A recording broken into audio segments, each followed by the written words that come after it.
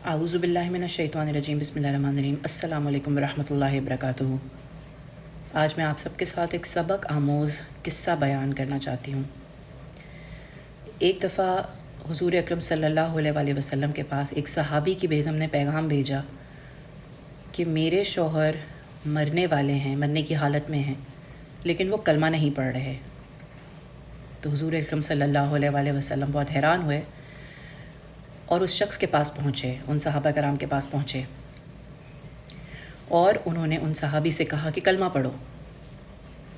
کلمہ پڑھنے والے صحابی کوئی نارمل انسان نہیں، صحابی، اور کلمہ پڑھانے والے ہمارے پیارے نبی حضرت محمد مصطفیٰ صلی اللہ علیہ وآلہ وسلم۔ لیکن وہ صحابی کہنے لگے کہ مجھ سے نہیں پڑھا جا رہا۔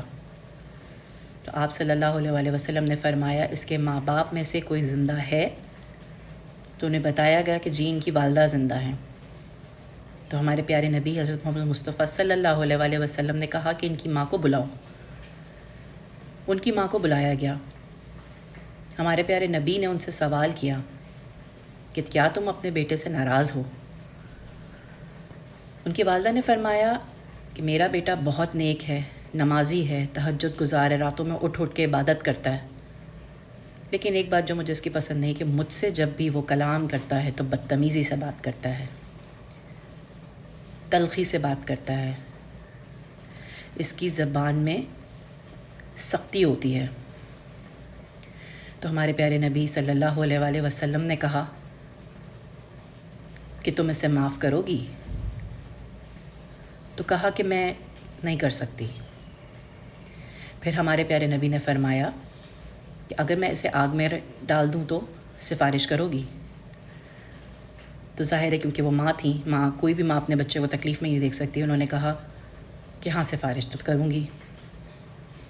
تو ہمارے پیارے نبی رسول اللہ صلی اللہ علیہ وآلہ وسلم نے فرمایا کہ اگر تم اسے معاف نہیں کرو گی تو یہ مرتے ہی اللہ کی آگ میں جھونک دیا جائے گا۔ تو ان کی ماں نے انہیں معاف کیا، اور جیسے ہی معاف کیا ان صحابی کی زبان سے کلمہ جاری ہوا اور ان کا انتقال ہو گیا۔